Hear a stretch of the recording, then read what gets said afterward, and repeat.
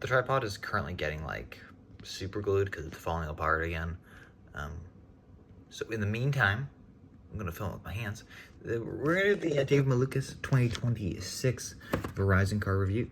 I figured this is kind of good timing. I mean, he almost won the 500.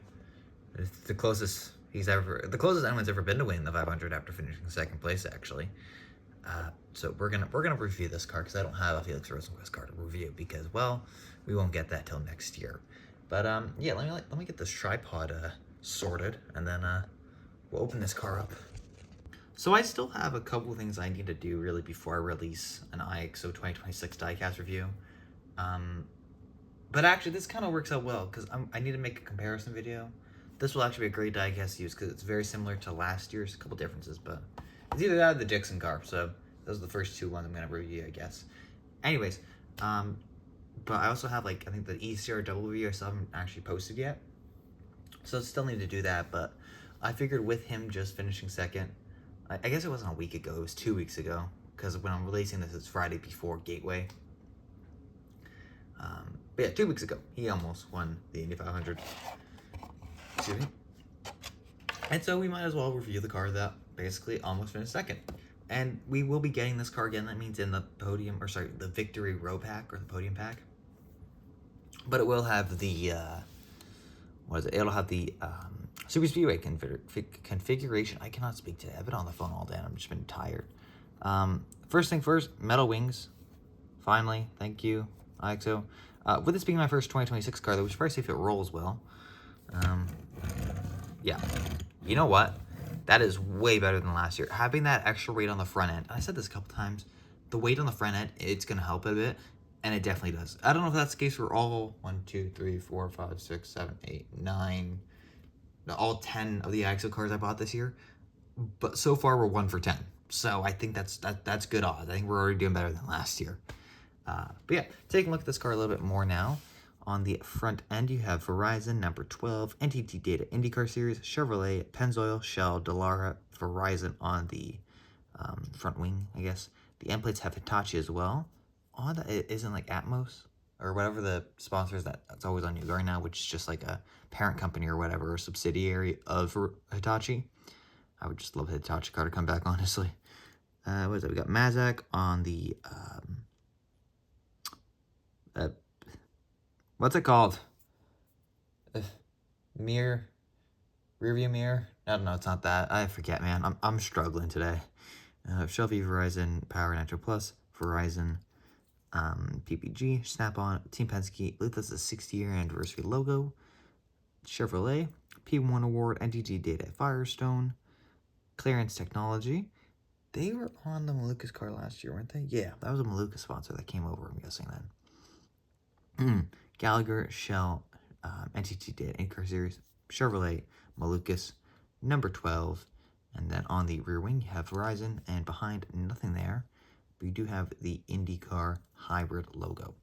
So I will get the 2025 power out, but I don't really want to go into detail too much, of course, because I haven't like reviewed the differences yet. So we're gonna look just at the paint scheme mostly, or the livery, sorry, and those changes that have occurred there. Nothing crazy. If you're not a Malukas fan specifically, I don't really think you need to buy the new car, but here it is. We'll go into that obviously later on. Not very different at all. I mean, I think the red maybe looks a little less like it looks a little puffy, less dark for sure on the Malukas this year. Obviously, you have the yellow roll hoop or air screen roof. That's the biggest difference I see, honestly. And maybe some stuff on the rear wing with it just being having this red here instead of just all white. The rear wing does look a little bit odd from the top down view, I'm not gonna lie. When it's straight down though, it does look pretty. It looks fine. The numbers also become yellow.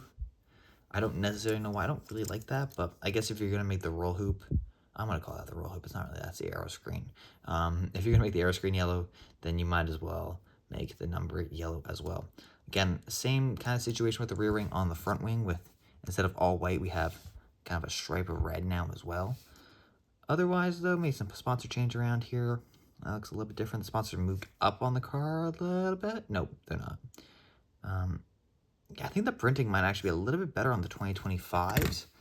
I want to see this because it just, yeah, it looks a little bit different, but it feels so much more like a diecast now. It does. Again, I'll go into that more when I actually do the comparison this year.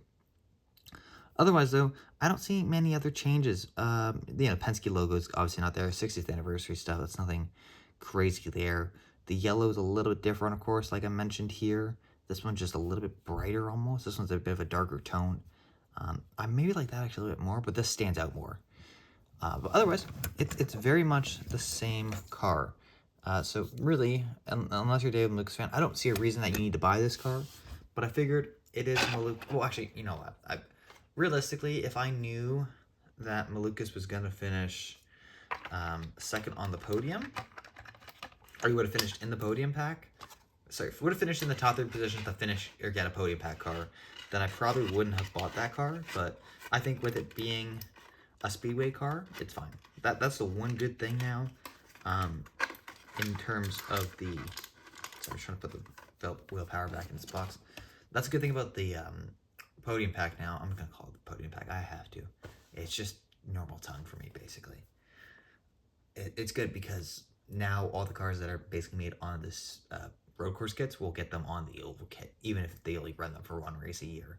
But otherwise, I don't see many massive changes with this car. Very much like last year's. And that's really all I got. Dave Malukas probably should have a win, though. And I bet you he will be the first. Oh, no. Indycar has a win.